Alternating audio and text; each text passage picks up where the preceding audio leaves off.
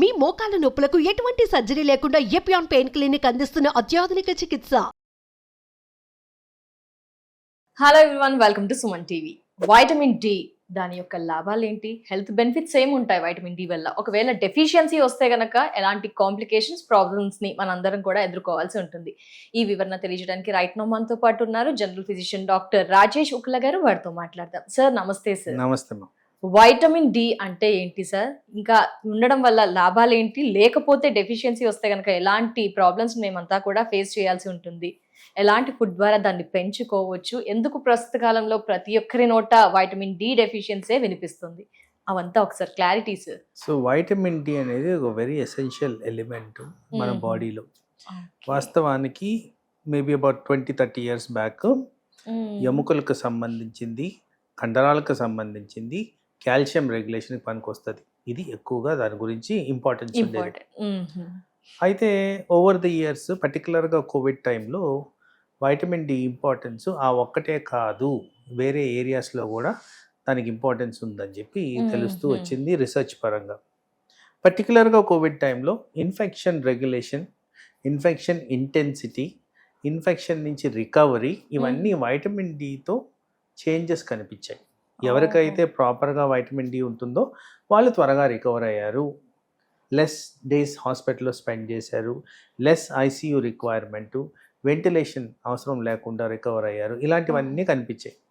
So దీని గురించి ఇంకొద్దిగా ఎవాల్యుయేషన్ చేస్తే వైటమిన్ డి రోల్ వాస్తవానికి ఆల్మోస్ట్ ఎవ్రీ కణానికి ఇంపార్టెంట్ అన్నట్టు, ఎవ్రీ సిస్టమ్కి ఇంపార్టెంట్ అన్నట్టు గ్రహించారు.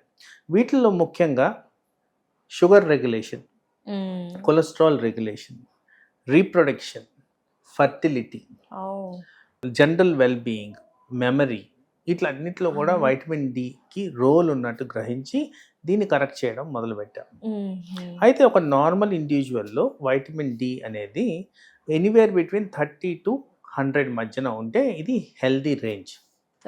అయితే జనరల్గా మేమేం ఎక్స్పెక్ట్ చేస్తామంటే at least mid point, somewhere like 60 or 70 దగ్గర ఉంటే ఇది correct amount of vitamin D బాడీలో ఉండాల్సింది అని. సో ఒక good source of vitamin D ఏంటంటే మిల్క్ అండ్ సన్లైట్. సో ఇక్కడ సన్లైట్లో నుంచి ఏదైతే సూర్యరశ్మి ద్వారా మన చర్మంలో వైటమిన్ డి తయారవుద్దో అది అల్ట్రా బి వైలెట్ రేస్ అంటారు. ఈ అల్ట్రా బి వైలెట్ రేస్ కానీ మనకి రీచ్ అయితే మనకి వైటమిన్ డి తయారయ్యే విధంగా బాడీలో చేంజెస్ జరుగుతాయి. కానీ వాస్తవానికి ఇప్పుడున్న పొల్యూషన్, గ్రీన్ హౌస్ ఎఫెక్ట్, ఓజోనిఫికేషన్, ఇట్లన్నిటి వల్ల ఆ అల్ట్రా బి వైలెట్ రేస్ అడిక్వేట్గా రావట్లేదు. ఆ కారణంగా వైటమిన్ డి సరిగ్గా తయారు కావట్లేదు అన్నారు. అనదర్ రిచ్ సోర్స్ ఆఫ్ ఇది ఏంటంటే milk and mushrooms.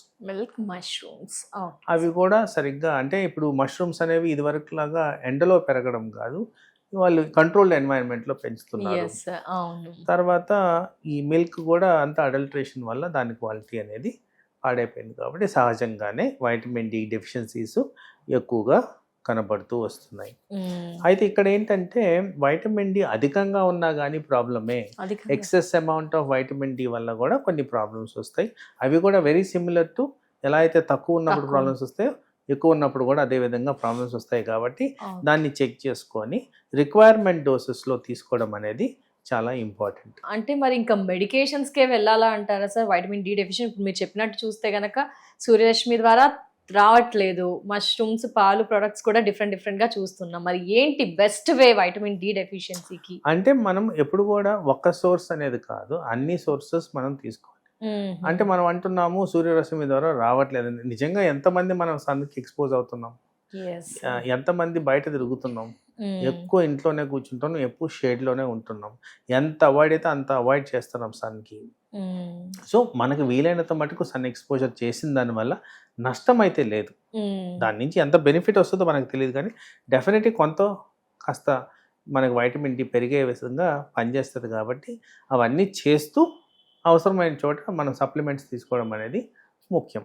Okay sir, complications ఏముంటాయి సార్ ఈ వైటమిన్ డి డెఫిషియన్సీ వల్ల? ఫస్ట్ ఆఫ్ ఆల్ సిమ్టమ్స్ ఏముంటాయి? అంటే అందరూ రెగ్యులర్గా చెక్ చేయించుకోగలరు సార్, మీ దాకా వచ్చేదాకా మాకు తెలియట్లేదు వైటమిన్ డి డెఫిషియన్సీ కొందరికి.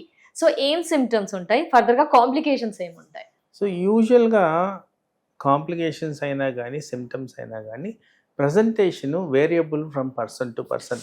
ప్రతి Okay. ఒక్కరికి తక్కువ ఉన్న వాళ్ళలో ప్రతి ఒక్కరికి ఇది కనిపిస్తుంది అనేది లేదు. ఏం బట్ కామన్గా కనిపించే లక్షణాలు ఏంటి అంటే అన్యూజువల్గా టైర్డ్ అయిపోవడం, చాలా ఈజీగా అలసిపోవడం, ఓకే సార్. రొటీన్గా చేసే పనులు మనం చేయలేకపోవడం, చేత కాకపోవడం, ఏకాగ్రత కోల్పోవడం, నైట్ టైము కండరాల్లో పెద్ద పెద్ద కండరాల్లో క్రాంప్స్ అంటే మజిల్స్ పట్టుకుపోవడం, ఏదైనా ఎక్సర్సైజ్ చేద్దామన్నా కానీ చేయలేకపోవడం, ఇవి చాలా ఫ్రీక్వెంట్గా ప్రజెంటేషన్లో కనిపించే సిమ్టమ్స్. అలాగే కొంతమందిలో కాస్త ఇంటెన్సిటీ ఎక్కువ ఉన్న వాళ్ళల్లో తిమ్మెర్లు ఎక్కువగా రావడం, ఇది వర్సన్ అయిన చోట ఈజీగా ఎముకలు సాఫ్టన్ అయిపోయి ఇరిగిపోవడం, అతుక్కోవడం సరిగ్గా కాకపోవడం, ఇలాంటివన్నీ కూడా వైటమిన్ డి లోపాల లక్షణాలు.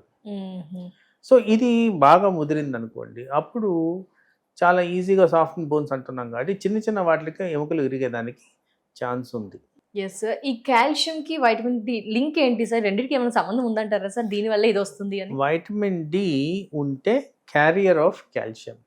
ఎప్పుడైతే మన బాడీలో ప్రాపర్గా వైటమిన్ డి లెవెల్స్ అడిక్యువేట్గా ఉంటాయో, నేను చెప్పిన రేంజ్లో అరౌండ్ 60-70 మధ్యన, మనం ఆహారంలో ఏవైతే కాల్షియం పదార్థాలు ఉంటాయో అవన్నిటిని క్యారీ చేసి బోన్కి ఎక్కడైతే రిక్వైర్మెంట్ ఉందో అక్కడంతా సప్లై చేయడం అనేది జరుగుతుంది. సార్ ఇప్పుడు డాక్టర్ దగ్గరికి వెళ్ళగానే వైటమిన్ డి డెఫిషియన్సీ మెడిసిన్స్ ఇచ్చేస్తున్నారు. ఒక్కసారి వాడితే అది కంట్రోల్లో ఎప్పటికీ అలాగే ఉంటుంది? డైట్ మెయింటైన్ చేస్తేనే ఉంటుందా, లేకపోతే ఇయర్లీ మెడిసిన్ తీసుకోవాలా? ఎలా మేనేజ్ చేయాలి అంటారు? సో వాస్తవానికి మనం డిస్కస్ చేసుకున్నట్టు ఆల్మోస్ట్ న్యూట్రిషన్ ద్వారా రానందుకే ఈ ప్రాబ్లం అనేది మనకు వస్తుంది. కాబట్టి ఆ పర్సన్ ఇండివిజువల్ పర్టికులర్గా ఏదైనా అవాయిడ్ చేస్తున్నారా, నేను చెప్పిన రిచ్ సోర్సెస్లో మనం సరిగ్గా తీసుకోవట్లేదా, అవి తీసుకుంటే సరిపోతుందా అనేది అప్పుడు అనలైజ్ చేసుకోవాలి. ఆ డెఫిషియన్సీ ఎంత ఉంది, తీసుకునే ఆహారం ఎలా ఉంది, దాని క్రమంలో ఇప్పుడు ఫర్ ఎగ్జాంపుల్ ఆల్కహాల్ ఎక్కువ తీసుకుంటే వైటమిన్ డి అబ్సార్ప్షన్ సరిగ్గా ఉండదు. ఓవర్ అజీర్తి ఉన్నది అనుకోండి, వీళ్ళు తీసుకునే over the counter gas tablets ఏవైతే ఉన్నాయో దానివల్ల కూడా వైటమిన్ డి అబ్సార్ప్షన్ సరిగ్గా ఉండదు. సో ఇలా individualised to the need of the person మేము డివైడ్ చేసి ఇది అవసరమా లేదా, ఎంత మోతాదుల్లో అవసరం, ఎంత డ్యూరేషన్లో అవసరం అనేది డిసైడ్ చేయడం అనేది జరుగుతుంది. ఏమైనా కాంప్లికేషన్స్ ఉంటాయా సార్ మెడిసిన్ వాడడం వల్ల? ఒక్కొక్క పర్సన్కి ఒక్కొక్క మెడిసిన్ ఇస్తారు. జనరల్గా నా ప్రాక్టీస్లో నేను గమనించేది ఏంటంటే కొంతమందిలో అధికంగా అవడం కూడా గమనించాం, కానీ వాళ్ళకి సిమ్టమ్స్ కనపడవు. అబ్జార్ప్షన్ కెపాసిటీ బట్టి వేరియబిలిటీ అనేది ఉంటుంది. తర్వాత కొంతమందిలో వేసుకుంటూ ఉన్నా కానీ లెవెల్స్ అడిక్వేట్గా రీచ్ కావు. కారణాలు పలు రకాలుగా దాన్ని మాట్లాడుకోవచ్చు. సో ఇవే ఎక్కువగా మేము ప్రాబ్లమ్స్గా చూస్తాం, కానీ otherwise this nothing major. Thank you so much sir. Vitamin D deficiency చాలా మంది సఫర్ అవుతున్నారు, వారికి ఒక క్లారిటీ ఇచ్చినందుకు నమస్తే. నమస్తే.